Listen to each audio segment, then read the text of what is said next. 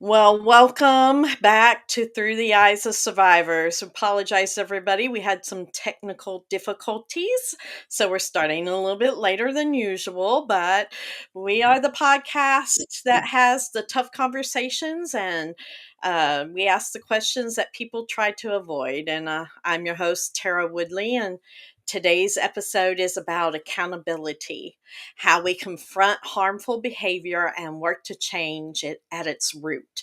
Uh, we know that domestic violence is definitely a pattern and it's not a one time event.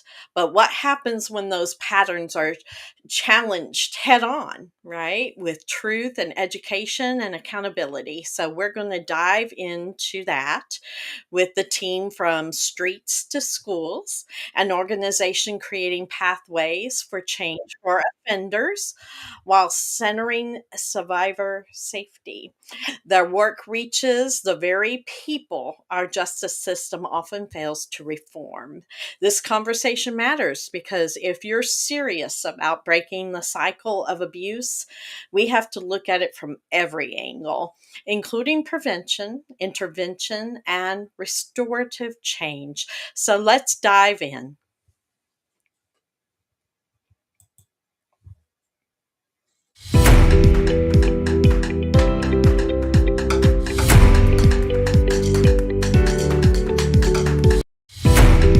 Important notice: the following content may be triggering. Viewer discretion is advised. All discussions are based on personal opinions and experiences. If you or someone you know needs help, please reach out to a local support organization. Well, welcome back, everybody. Before we get into the conversation, I want to just real quickly promote our affiliates. We have some great affiliates. Opus Clip, we're thrilled to partner with them. They're an AI-driven platform helping us turn powerful podcast moments into short, impactful clips. Opus Clips helps to amplify our voices and spread awareness. So if you want to use that kind of a platform tool, we love it here. Try Opus Clips. There will be a link in the comments. Also, Truth Finder. I definitely want to take a moment to talk about Truth Finder. It's something we really find empowering on your journey of safety and healing. It's a simple tool that helps you uncover the public records and background information about people that you encounter in your life. I have used it. It's wonderful. Whether you're reconnecting with someone from your past or just want to ensure the people around you are trustworthy, Truth Finder provides information you need to make informed decisions.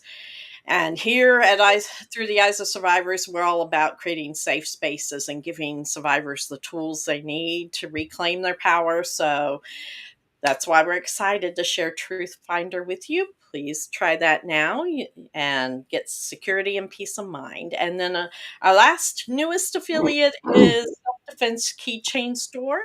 We're proud to partner with the Self Defense Keychain Store as a woman based business that empowers individuals with practical, discreet, and stylish self defense tools. And by shopping through our affiliate link, you are not only providing for your personal safety, but you're supporting our mission here. So use the promo code Break the Silence for 10% off, and we appreciate you. So let's get into me introducing our guests today. Today, I'm honored to welcome two powerhouse women changing lives and challenging harmful behavior at its core. So we have Dr. Denise Healy, and she is the co founder and co CEO of Streets2Schools, Inc. And it's a subdivision of Commitment to Change. Dr. Denise helps corporate leaders and teams mend broken connections to create cultures of compassion and respect. She leads a team of victims advocates who works with violent offenders. She offers more than 40 years of experience in teaching and writing, consulting, facilitation, training, administrative counseling, and psychology, complemented by proven ability and to motivate and add value to teams. So Dr. Denise is also known for a children's book called Christopher's Anger, also Mending Broken Connections and Success Formula, co-authored by Jack Canfield, correct? And she holds a master's level degree in educational leadership, psychology, marriage, family, child therapy, and with an equivalency in school psychology. She earned a doctorate of philosophy in marriage and family therapy specialization, culture diversity, and social justice in in those areas. So, and then there's Dr. Jennie Victoriano. Um, she is professional development and IT director for Streets2Schools. And, again, it's a division of Commitment to Change. She leads the curriculum development and training programs that empower individuals and professionals to break harmful patterns and foster professional growth with a background in business, education, pastoral counseling. Dr. Jennie brings over a decade of experience of teaching, coaching, facilitation, and leadership development. She holds a doctorate in education, emphasis on organizational leadership, and research focused on scripted curriculum. So she has a passion definitely for understanding the nuance of education and identifying things that hinder leaning. So she's known for her practical, compassionate approaches and helps individuals rebuild their sense of identity and purpose through accountability, emotional intelligence, and mindset transformation. So I welcome you. You ladies have a bio that you'll have to excuse, my dog is going on. There must be an ambulance or something going by. That's usually the only time they do that.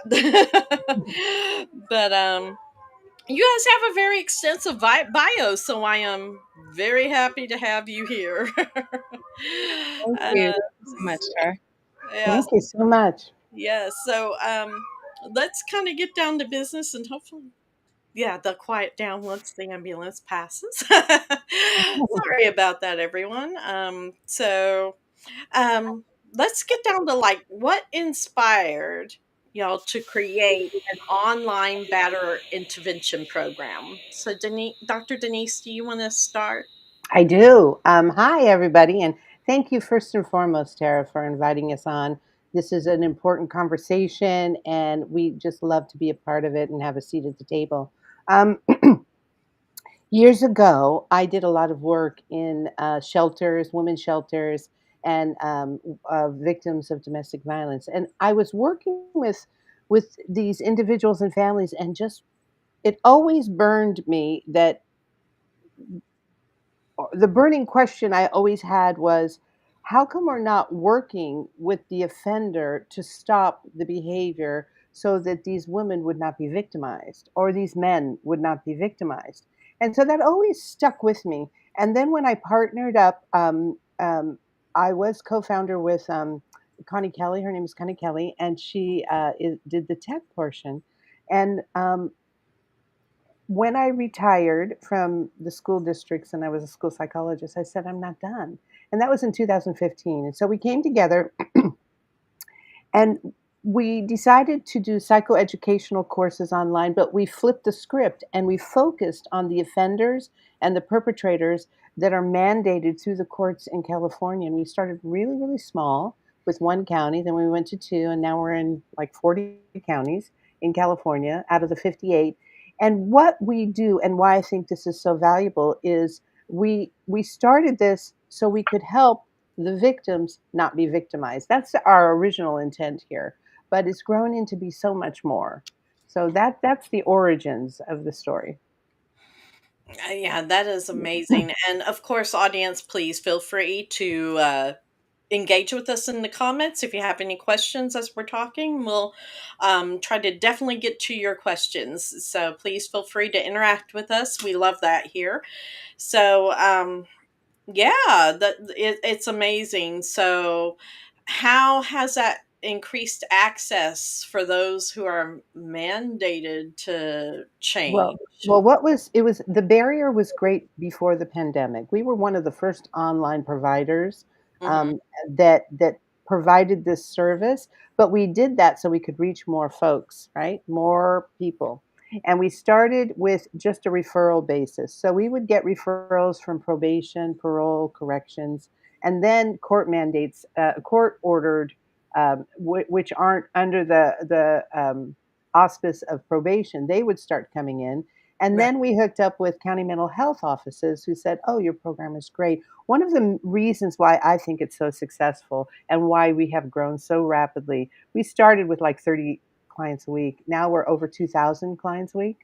Oh, And that's amazing. yeah, 2,000 offenders that are referred to us from these 40 counties. And I really think the success of our program is our model. It's called the Love and Compassion Model. Hmm. And what we do is we take them from knowing the domestic violence cycle, which we all need to understand, right? But use that as a platform to understand where they could be if they would learn some skills or understand how to problem solve in a better way, and then how to really access intimacy and love because there's a real duality. It's really hard to hurt someone that you love, and we know that it is very diverse and it's very conflicting in a domestic violence relationship, right? Right. There's you come together and there's love and intimacy, but then it takes this turn when you start to lose your accountability or you lose the responsibility to the accountability. And Dr. Jennie describes this process really well. But one of the things is that we are seeing great success at people transforming themselves as a reflection of going through this love and compassion cycle. It's pretty amazing to watch. You see them come in and they're resistance and they lack accountability and they are lack skill. And by the time they hit their fourth week, I did a research project on this very issue on what does it take for a domestic violent offender to change? Like, are we being effective with our service? And Right. so I did a research and I was looking at three variables.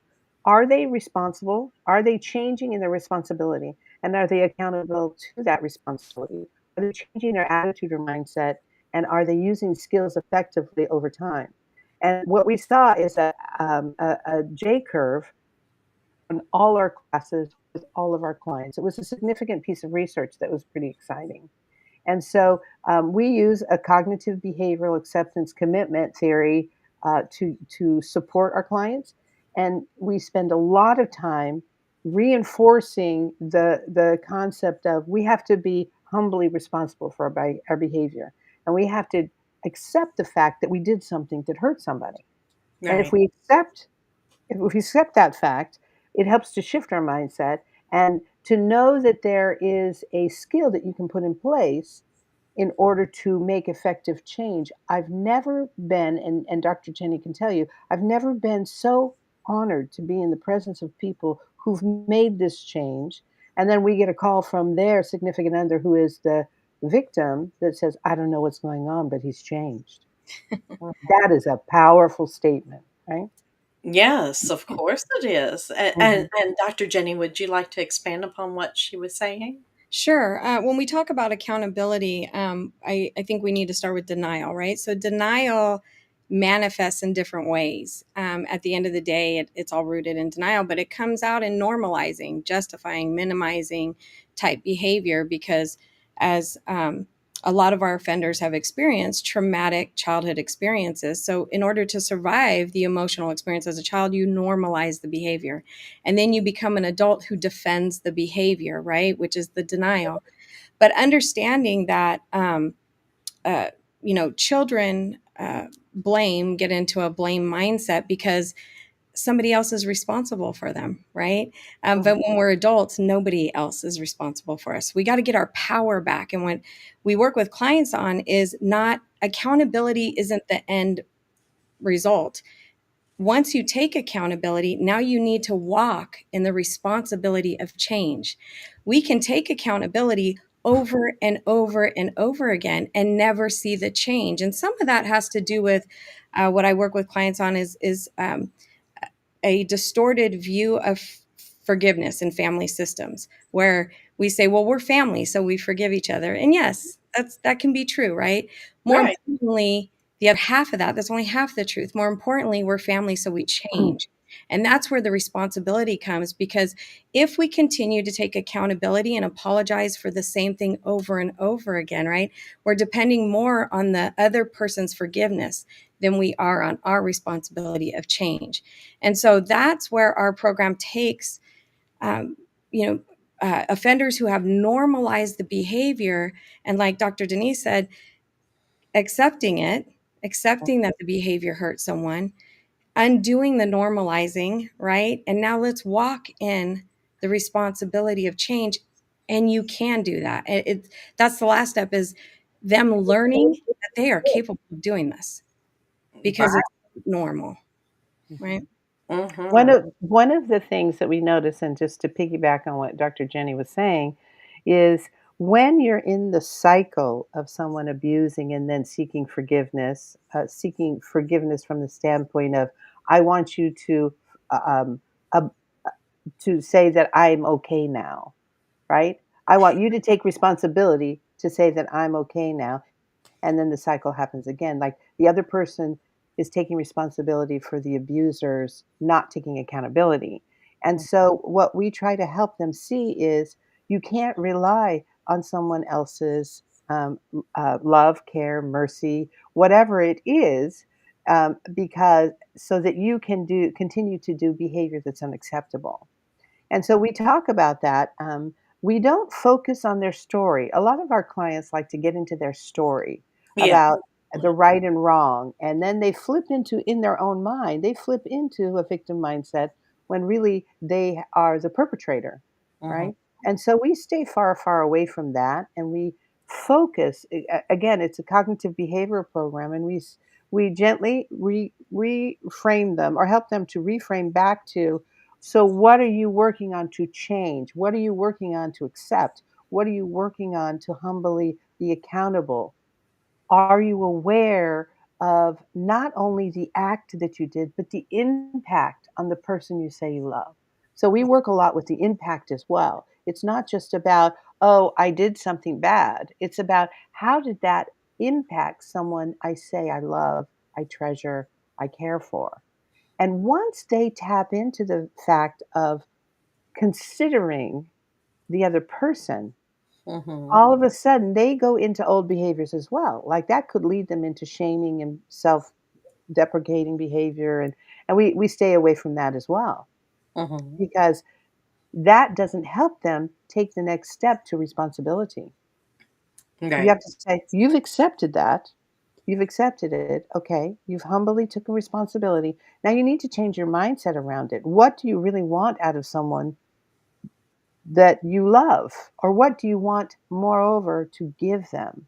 We have this exercise that in a fight, and I love the way that Dr. Jenny says this, it's about creating the safety space between us. But it always starts, if I'm the offender, it starts with me owning that I love you. Mhm. So that's a instead of I want to control you or I want you to listen to me or you have to do something. No, no, I love you. Equally, I love myself. So if I love you and I love myself, but I want to keep this safe space, the way we are reacting right now or dealing with this problem is not healthy. So I am going to do the loving thing and step back. And when our offenders learn that technique, it's a game changer.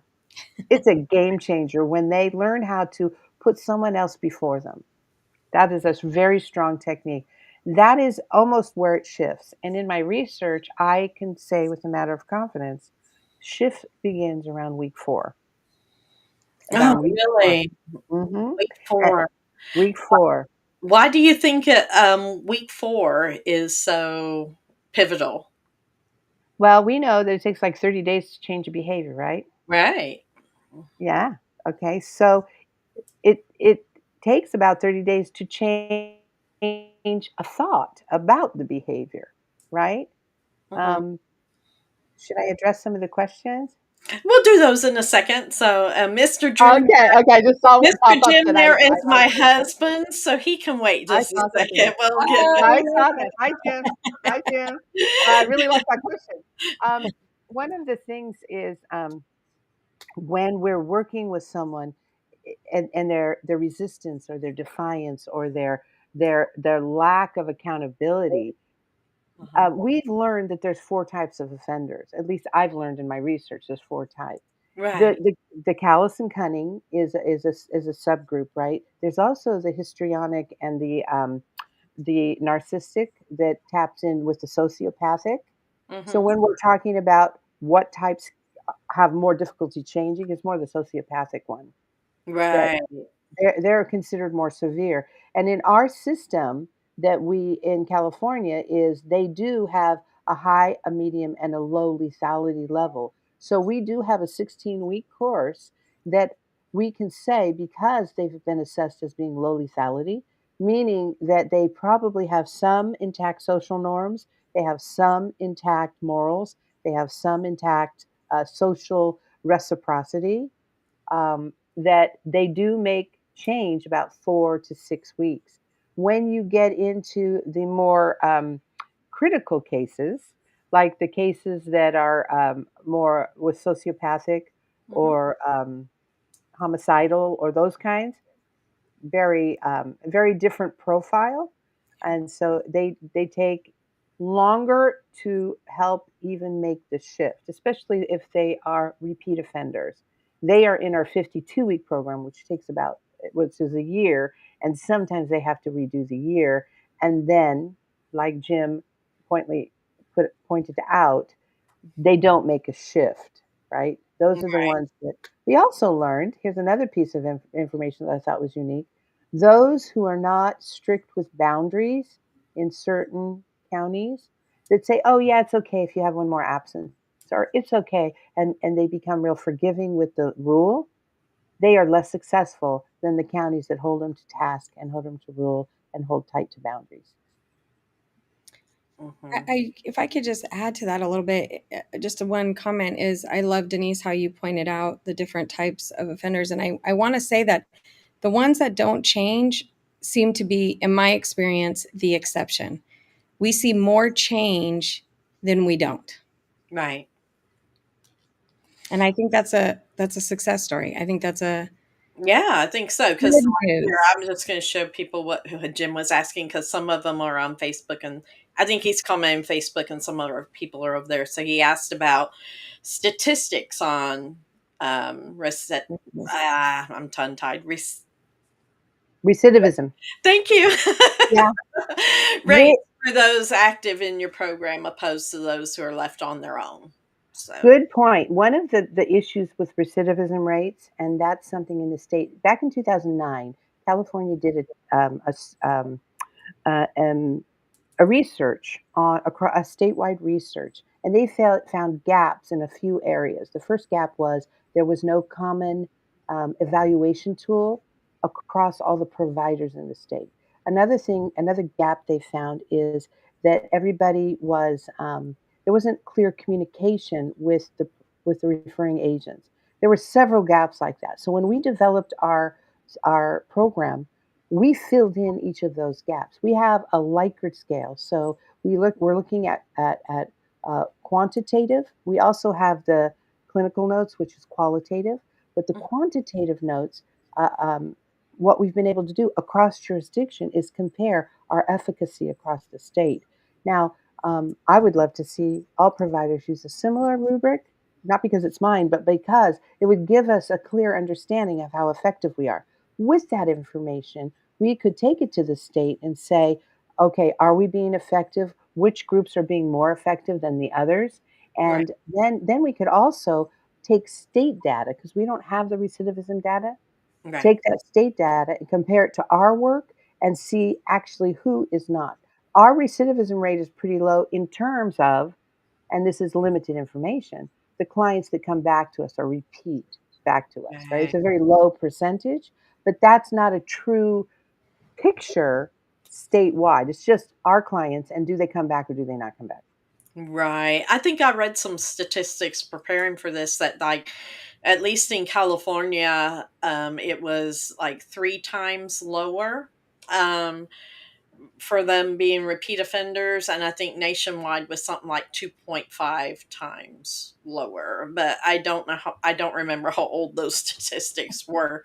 If they took Right. some kind of a batter intervention course, not per se yours, They but do they do the research does say if a batterer takes a batter intervention course and completes it, they're more right, likely not to reoffend than someone else. But again, that statistic or is loose, if you will, and it right. doesn't take into account all the data that's probably available out there.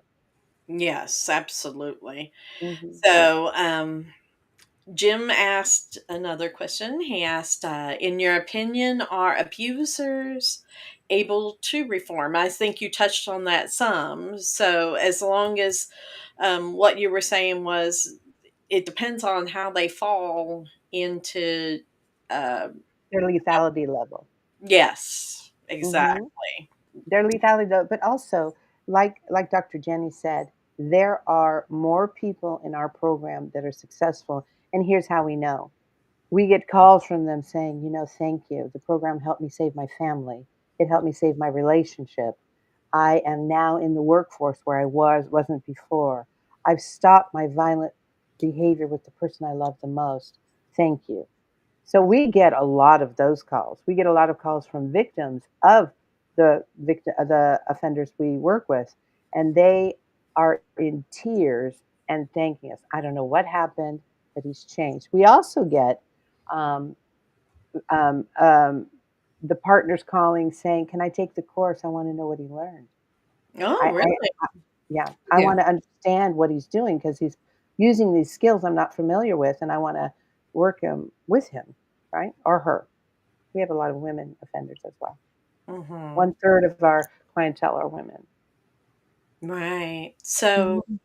um, I guess part of what I would like to know, like as a survivor myself, what does real accountability look like to them? How do you present that to them? Well, again, um, it's humble accountability. So Hmm. we have this process. It's called the amends process, Hmm. and it's not just the drive by for seeking forgiveness. Like, okay, I said I'm sorry, so I did my duty, right? That's we call that a drive by. No, that's like the machine gun drive by. No, um, it's humbly admitting that you did something that not only the event hurt, but it had a negative impact on someone else. Hmm. And then seeking to repair and really finding out what it is that I have to do if I offended you. What do I have to do to repair that with you? What do I have to change? What do I need to do to show up with you, Hmm. for you? to repair that. Now, it may not be possible if it's a really extreme offense. That may Right. not be possible, but to walk a person through that process, what we find, for instance, if they're in a group and they do something that's a violation within the group, because we have norms, if they violate, they are immediately removed from the class and they're required to do an amends process and walk it with us. Why do you think you were removed from the class? You're sitting in an amends process, and we help educate them on what an amends process is. The most telling piece is when we get to the part where they say, "Yeah, I think I really, shouldn't have done that, and I really hurt the facilitator, or I was really mean to the other client." And so we take it a step further and say, okay, now we have to go back into the class because not only you offended the whole class, so you need to make amends with the class and the facilitator before you can move forward. And then after they do, they come in and they are totally forgiven, really forgiven, because many of our offenders are not really forgiven because they don't know how to seek true amends. Mhm. So they kind of are taken aback that people will go back and treat them civilly or kindly or with love and compassion, especially the facilitator, because they are used to being an offender, doing something and never being forgiven, and not knowing how to apologize for it. The internal shift that happens when an offender receives true forgiveness after they've walked a path of amends, it's an astounding thing to watch. You could see it physically. It's like they say, I've never experienced such peace. Right. And it is a feeling that they get to be privileged to, and that creates an amazing internal change, and they start to transform themselves. It's an amazing thing from I've done I've been doing it for a very long time, Yeah. in terms of working with victims. I've never made so much gain in my career than in working with offenders and watching them transform. Yeah, that's amazing. Oh, Laura, this is nice to see you again, Laura. Laura's Hi, frequent. Laura. I saw that. So Laura says, as a survivor, I think this can be dangerous for women to hear that forgiveness should be part of domestic violence. What would you? And then she included potentially. So, Mhm. what would you tell Laura about that? Jenny, you want that one?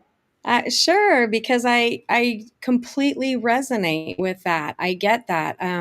Gives me goose pimples because as survivors, right, forgiveness feels unsafe. We actually have a training on forgiveness on the commitment to change website, and in that I discuss the neurology of unforgiveness and the damage it does to us. And I love that she said that because forgiveness feels dangerous when you've been hurt so bad. And what unforgiveness does is it tries to convince us that if I don't forgive, I'll stay safe. Mhm. But something can't simultaneously protect you while it's hurting you. And so it's not unforgiveness that keeps us safe, right? We can forgive and have healthy boundaries and say, this is not okay. But we have to learn that dance as survivors of domestic violence to say, can I have healthy boundaries? As Dr. Denise mentioned, that space between us, sometimes the space has to be permanent because Yes. I can't love me and love you simultaneously when you're in my life.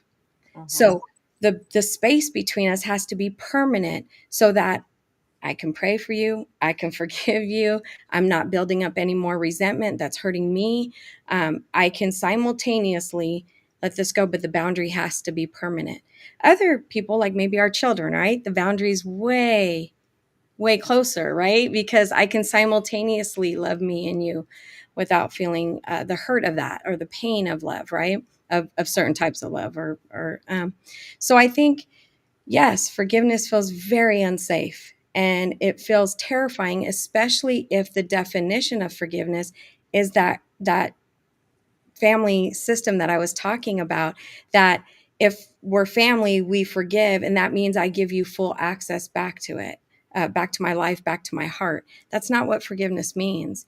And unforgiveness can't keep us safe. It keeps us hurting inside from the pain that somebody else caused, right?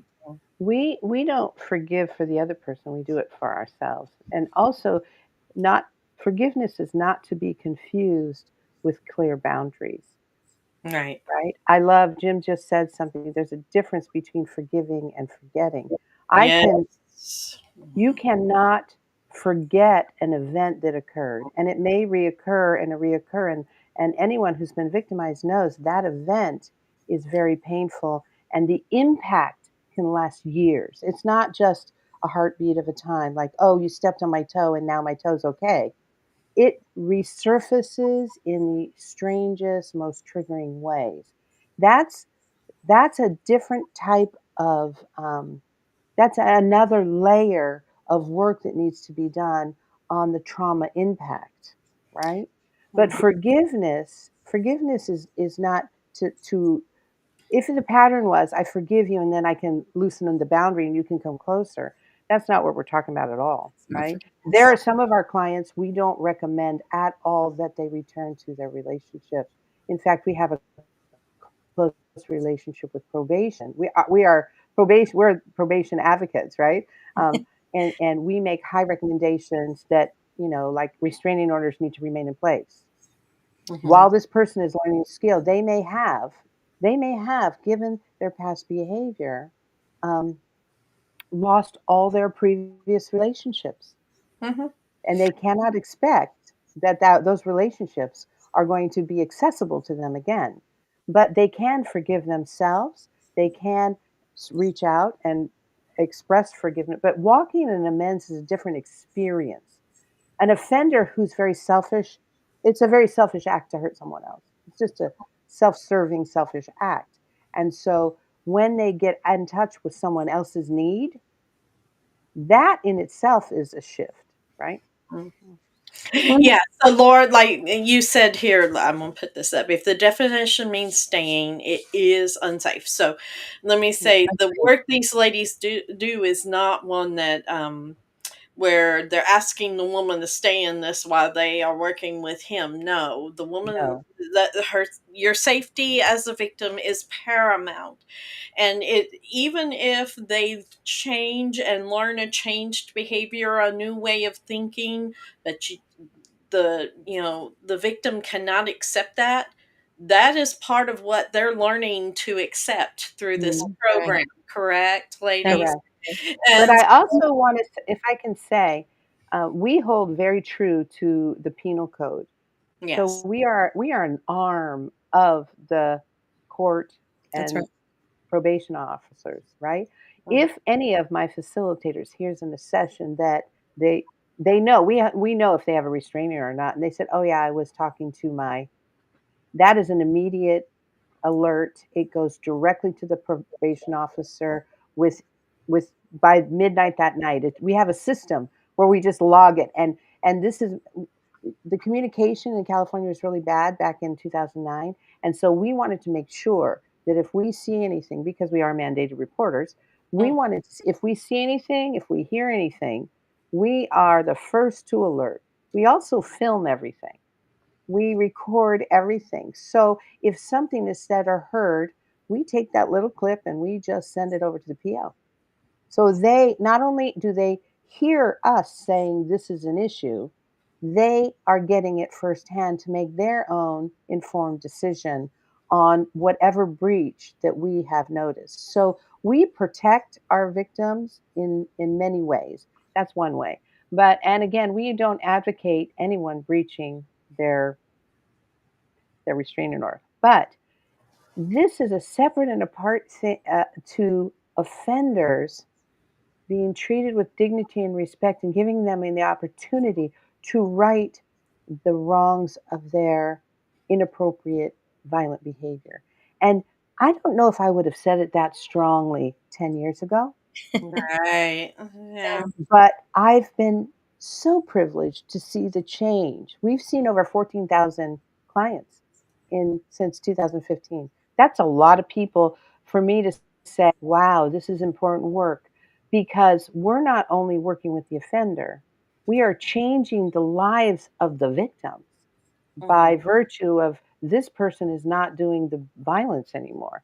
To me, that is a powerful work that Right. has been very, very important If it's okay for. to add an example that we give, or that I work with clients on, because forgiveness, they're not entitled to forgiveness. None of us are. Mm-mm. And but when somebody forgives, when a survivor is working through forgiveness, the example I always give is, it's like you gave somebody heart credit and they charged it up and it went to collections.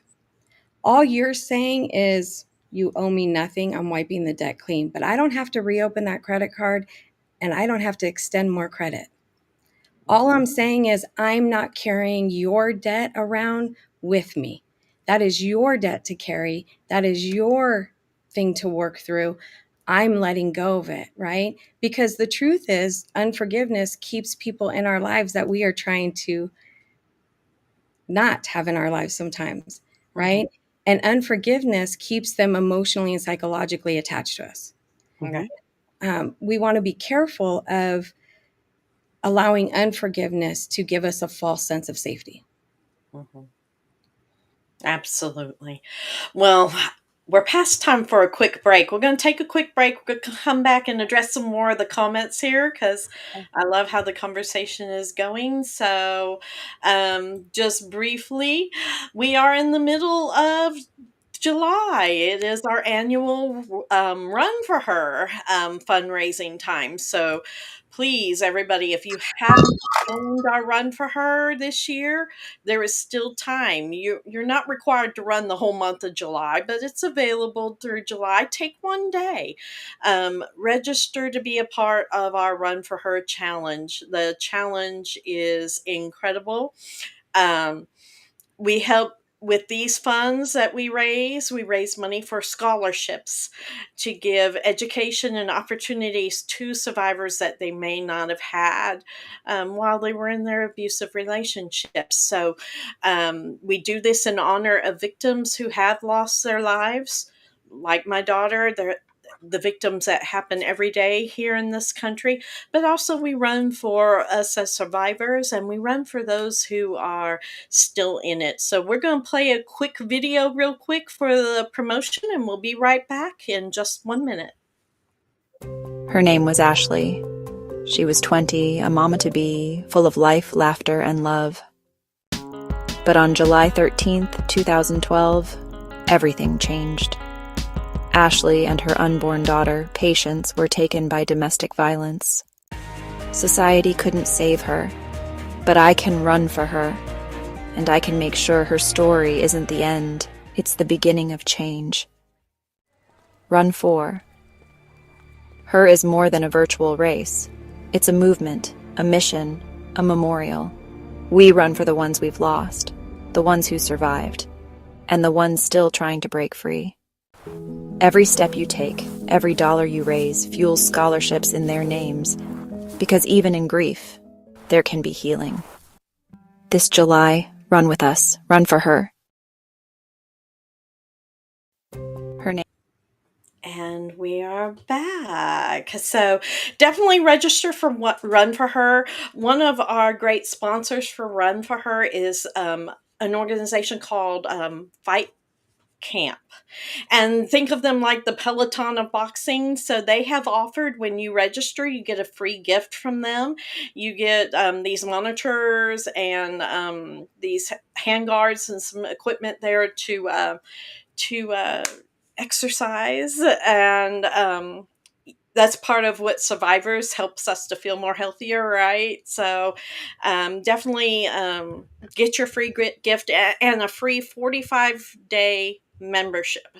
So definitely register for a Run for Her or donate and receive your free gift. So, and we thank Fight Camp definitely for that sponsorship. So wonderful. So, ladies, we've had so many different comments in here. I have to back up because it's been a really, I'm glad Laura brought up this stuff into the conversation. So, I think Jim here, because That's Jim is an ex correction officer for the state of Texas. So he says he's very impressed with the work you're doing to reduce the rate of violence at any level is a major accomplishment. So he applauds you for the work you're doing. So yeah, the work you're doing is pretty incredible. So um, let's see. And of course, we talked with Laura quite a bit. And then Audrey said that it's so true. Forgiveness can feel dangerous, but totally necessary. And Laura was relieved the answers that we had given her on that. So, Jilly, I think we've seen Jilly in here before. Welcome back, Jilly. Victims don't owe their abusers anything. If we forgive them, that's for us. Exactly. Exactly. Not Right. them. We have zero Right. obligation to them. Our safety is number one priority, and the abuser gets help and lives a less violent life. Good for them. But they aren't owed anything for behaving the way they should have to begin with. Yes, Miss Jilly. Whoop. We support you, Julie, on that one. Yes, we do. Yes. Yes, we do. We absolutely do because like they said, there are some abusers out there that just those that are sociopathic and that kind of stuff. They are not going to, and believe me, we very much understand that. As if you saw that clip, that was my daughter, so I know how tragically these things can turn. So you are the best judge. I just want to say Interesting. that. Interestingly, Hmm. a lot of our facilitators who gravitate to our work Hmm. come from the victim side of the fence, and Right. they have extreme stories, and they've walked a path through to understand that victimization won't end until the violence stops. And Hmm. so they are very passionate in the same way we are that we have to stop people from being violent.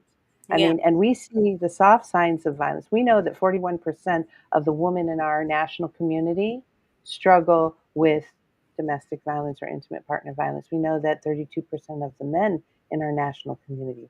That is incredible because that's what we know, right? And Tara, Right. these aren't new statistics to you. This is like we were just on a conversation with the national hotline, domestic violence hotline. They field 400,000 calls a year, and they don't get to them all. And Oh, receive, I think, over 900,000 in a year. Yeah, in a year. yeah, that is And a lot of calls. I know we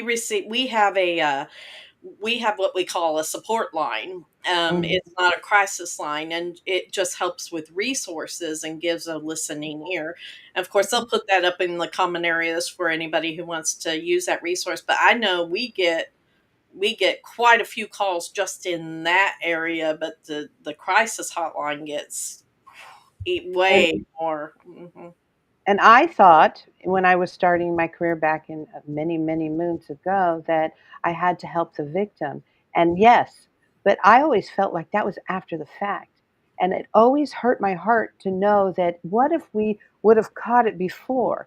They wouldn't be hurting today if we would have helped that abuser not do what they were doing. Um, the Jim would not be, his clientele as a correction officer would not be a violent population because we would have caught them before they were violent. They wouldn't have been, incarcerated. But please don't hear us incorrectly. We're not against incarceration at all. In fact, we work really closely with we those that we don't feel are responding, chronically not responding to quality treatment, or they're high manipulation, high coercion, high yeah. We we're trained to identify it right away and say, "Nope, not here." And we report everything. So our greatest ally in our work are our probation officers, our correction officers, the courts are very, but it doesn't change, or it gives space for someone to actually live a positive change. And Mhm. we have literally thousands of clients who have positively changed not only for themselves, but it saved their family. It saved their children. They've stopped domestic violent patterning for their children. It's been a remarkable journey. I'm so proud to do this work, even though it's very hard and difficult work, but it's work that needs to be done. I have, and Denise, both of us and our other facilitators have experienced, and it's hard, I know, when you're a survivor to find a space to go, wow, okay, there's some change, because it feels unsafe to believe in that. It feels very unsafe. It feels vulnerable, and vulnerability up to this point has not been safe. And so, but we have experienced offenders at the end of the program break down, that they're sad that the program's ending, that their 52 weeks are up. At the beginning of the program, it's like, it's a year, I can't last. Why am I here? Angry. And at the end of 52 weeks, they're breaking down because this has meant so much to them and changed their life so much. So it's wonderful to see. We have both. Yes, there's the reality that there might be the offender that we have to report is not benefiting from the program. And we will report that, because as Jim noted in the comments, our first priority is victim safety. And then, but on the other side, it's really great to see that somebody would take accountability and walk in that responsibility of change that we were talking about, and say, I'm not going to live a violent life anymore, and I refuse to continue in the same path I was before. And what's interesting too, to some of the comments points, when we help someone really an offender understand that boundaries are really important, we can flip that script and say, well, now you understand why she never wants to see you again. You do, because that's her boundary. That's right. So you have to. That's part of being responsible and accepting the fact that whatever you did was so critical that the other person wants a boundary there, right? Oh, Oh, they this do. is a good question here. Let's see. So, how can you state that boundaries don't need to be as strong for children when they are even more vulnerable to harm? Oh, Sally, that I if I if you heard that I said boundaries aren't children are the most precious and most needing boundaries. Yes. Hmm. That wasn't a statement that I would ever say. So I'm sorry if that was miscommunicated to you, because boundaries for children are the most important in a Hmm. family, the most. They are our most vulnerable in our society, and they're the most. We we do have what's called a parenting class, which is separate than domestic violence. It's a parenting class for child neglect and child endangerment, and it took me 5 years to open that class. Why? Because I have some biases when it comes to treating children. I am very protective of children. So I totally understand what you're saying, Silly. It's not it, but again, when we're and we were talking too, Dr. Jenny and I, about boundaries, right? Right? We were talking about boundaries. And some of our facilitators are triggered because of their own personal experiences. They can't work with certain clients. And so we do not put them in the classes when they are triggered by that behavior or the that particular individual. So, but we are getting great success because we deal with a lot now of parents who have lost their rights to their children, Hmm. and as part of the condition to be reunited, they have to go through a program, and we monitor those very, very closely. We do not Right. take treating offenders of tender age children lightly at all. Just that's talk about boundaries. That's our boundary. Yes. So, Jim has a good comment here. Even though a victim of abuse may never reconcile with their abuser, the abusers will eventually be free and more than likely have access to their children. So, your work has potential to make a huge difference on the safety for these children. Yes, because And there's we're too many and yeah, times that happen. Well said. Well, really well well said. said. Thank you, Jim. That is, yeah, That was very beautiful well said. said. Hmm. Yeah, so the potential is there to help, that definitely. And so how speaking of the courts, so how serious does the courts take this work as far as what you say and do with them? Because if you do come back and say this person is not working the program well, you do not. How serious does the courts take that? While it varies from county to county, we and our recommendation is not only required, it's taken very seriously.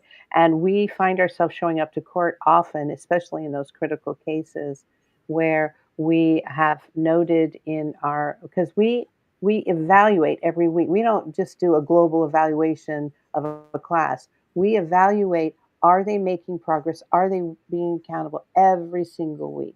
We have data on everybody. So when we go into court, it is very rich in data and understanding exactly where that person is based on the expectations of the course. And so if we go in and someone is not benefiting, and we say to the judge they're not benefiting, the extreme consequences is they re-violate and they go back to jail. That is the bottom line. If now, if they're making progress, then we also advocate that strongly on that side too. If our facilitators are trained to identify high coercion and manipulation, so Mhm. we can, and we have rubrics on how to define what the manipulation looks like in the moment, because that is a profile of one type of abuser. And so they give examples of high manipulation. And so when we write in our report or we go into court, yes, we do evidence that this client fits into the category of, and this type of offender, and therefore they are not benefiting as we would expect at this level. We are very, I don't think we could do our work as effectively without the support of the courts, without the support of probation, corrections, and our social workers who work out of county mental health. Right. And then another Mhm. question I have for you, because I think a lot of survivors or victims of domestic violence think of this. So, a lot of times, a lot of courts, and I know they do that a lot here in Texas, they order anger management type of courses, right? And I know here it's kind of a slap on the wrist. It's really not very long, like 6 weeks, that kind of thing. So, what's the difference between something like that, which is what most victims are used to hearing, compared to what you guys are doing? Well, we do have anger management, but You the do. focus of anger management is a strategy. Mhm. It's not a program. So you can focus 12 weeks on that one strategy on how to manage your anger. Anger is one emotion that an offender feels. So it's very different from what we do. We work on changing. Uh, Anger management is one strategy we use in domestic violence. Right. It's just one, It's just and one tool in the toolbook, tool case, just one right? tool in the toolbox. But what we do is we have a battery of skills. What we did is we took the standards across the state of California in all 52 counties, and we pulled out in the standards all of the priority of the counties. And so we didn't just haphazardly throw a curriculum together. We based it and aligned it with the expectations of the courts in each of those counties. So the skills, and we lined up, and Jennie and I both are curriculum writers, and we're curriculum developers, and we both have educational backgrounds, and so, and she has scripted training. So it is highly scripted in the beginning. The expectations are reinforced. They're very in every class, and so what we're trying to do is change behavior over time. We want them to change their behavior over time, as evidenced by the skills they use in between our sessions. A lot of courses recommend, oh, you should do this. Oh, you should walk away or use this anger management. They don't hold them accountable to using it. So part of our rubric includes, did they use it between sessions? Did you go home and use restraint in your relationship when you went home? Mhm. With your significant other, or if you have a restraining order with your children, if you have a no contact, then did you do that with your siblings, with your coworkers? Did you use restraint? And what's interesting is the dialogue when they come back and they said, yeah, it was so hard for me. I had to do this. At least they are using it, right? So the behavioral change doesn't happen in the session, it happens in between sessions. Right. Mhm. Well, I know we're getting close to time, but I want to address one last question here from Jilly.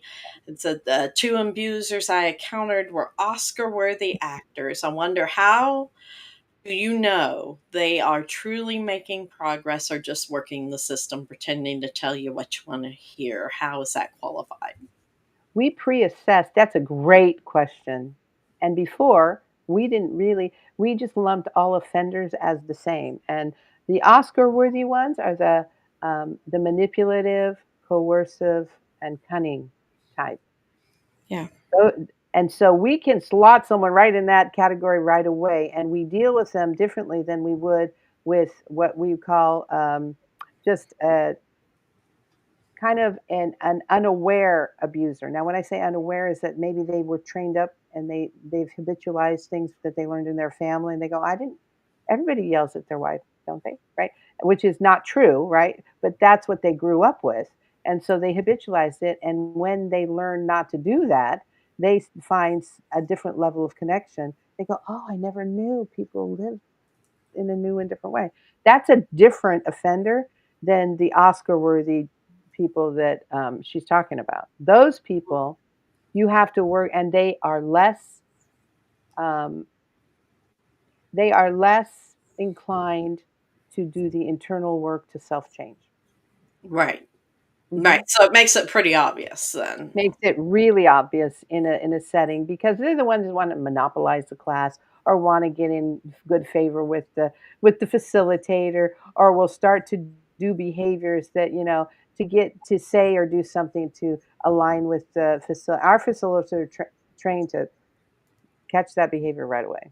Right. Or their answers are very surfacey, right? They're not going to dig deep to some childhood experience and expose their vulnerability, right? They're going to keep it service level, or sometimes they'll expose it for the use of manipulation. But it's very obvious, like Denise said, in sessions where you start to go, okay, something's not hitting here, something's not landing here, and it's very easy to identify that in class. And we do address it. Like, I notice every week when you come in here, you're always telling me about all your successes, but you never talk about Your how struggle.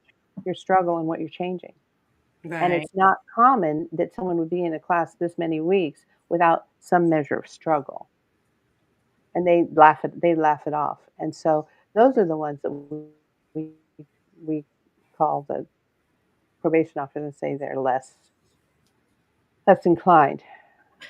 Jim, just as a follow up, are there a few bullet points the average person could use to identify those actors? Yes, yes, there are.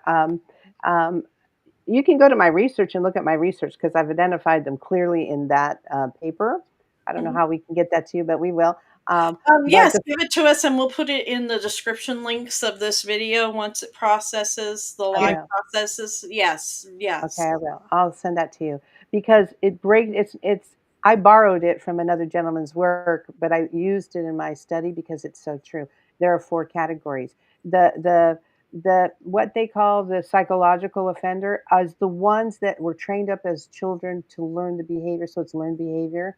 And once they learn a new behavior, like maybe their parents have been in jail all the time and they cuss at each other all the time, and then they step away and they start cussing at their new partner, and they think it's normal, but their partner is like aghast because that is not normal behavior.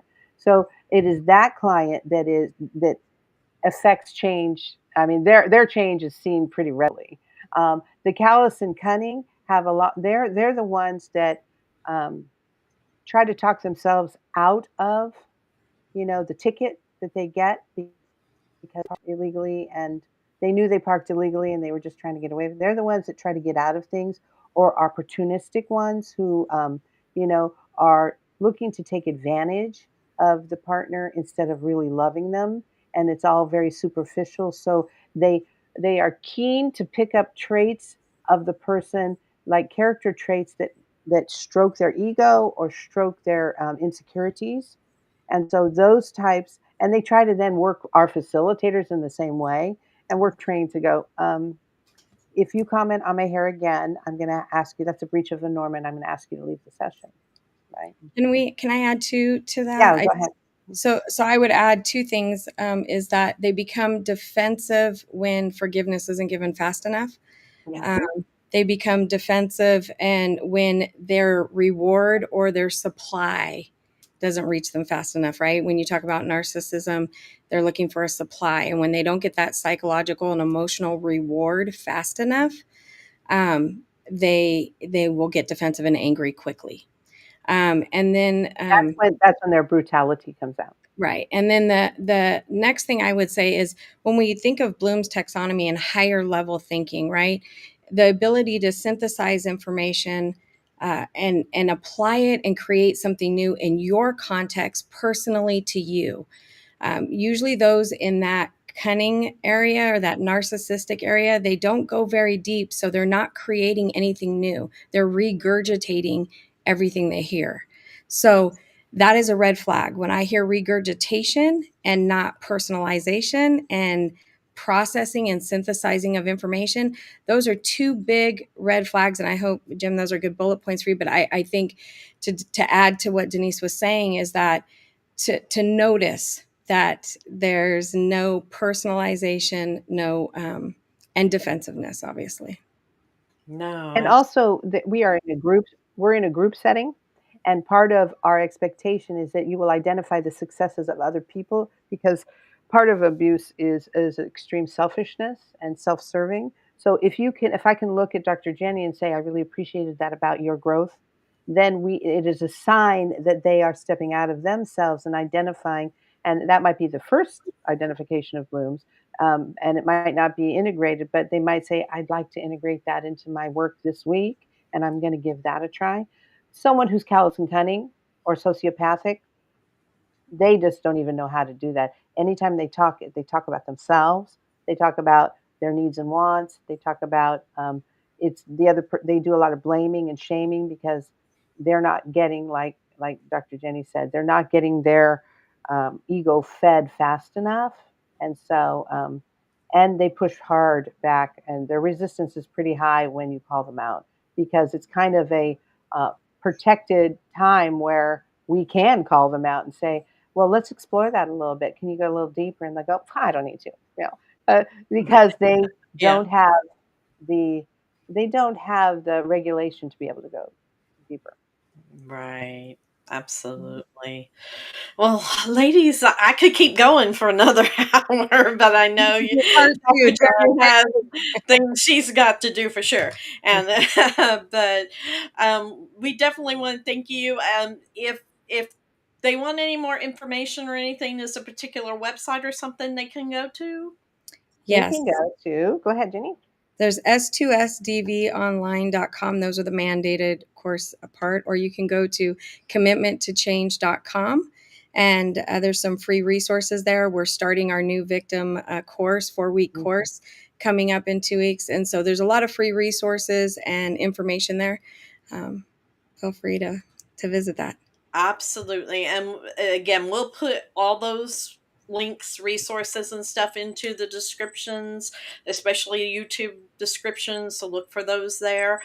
We thank you, ladies, so much, both of you, for being here. So, in closing, today's conversation is a reminder of what real change requires. And that's real hard conversations, accountability, action for sure. We can't talk about ending domestic violence without talking about prevention and education and how we can transform people's lives. So thank you, Dr. Denise and Dr. Jennie, for sharing your wisdom and your heart. Yes, this is definitely an important work. So just briefly, some announcements. Don't miss next week's Through the Eyes of Survivors. We're here every Wednesday at 5 p.m. as long as we don't have any more technical difficulties, 5 p.m. Central Standard Time. Also, we have a new segment on Fridays, 5 p.m. Central Time, Survivor to Survivor. It's a short and powerful, impactful smaller type of version of a, not really a podcast, but kind of like where you write in your questions and we give you answers from one survivor to another. So if you have a question, please email us at podcast@breakthesilencedv.org. And also, I want to tell you real quick about a new segment we have over at TikTok. And yes, we have a TikTok. You can look for us at BTSADV7 on TikTok. And over there, we're doing something called the Narc Diaries, the stories they never wanted told. So we talk about the things narcissists say behind the scenes, how they manipulate, gaslight, control you, straight from survivors who lived it. So follow us over on TikTok to watch that, share. We're currently trying to grow the TikTok over there to over 1,000 subscribers so we can do the live podcast over there as well. Plus, we want to do some live conversation dialogue stuff on domestic violence and what it means. So please go over and follow us there and help us grow so we can expand our reach, especially to the younger generation over there in TikTok. So we will see you all next week, and we're just going to close out with a brief information on our store and how you can support us there, and we will see you next Wednesday. Thank you so much for tuning in to this episode of Through the Eyes of Survivors. My name is Tara Woodlee, and I am the president of Break the Silence Against Domestic Violence, an organization that gives survivors and their families, and the families that have lost loved ones to domestic violence, access to a community that understands the journey that they're facing. We hope this episode impacts you, and hopefully you want to learn more about the topic. If it is helping you in some way, let us know in the comments below. We love your feedback. Also, make sure to click the subscribe button below and the bell right next to it so that you can get notified the next time an episode premieres. We hope you will see us in the next episode, and thank you.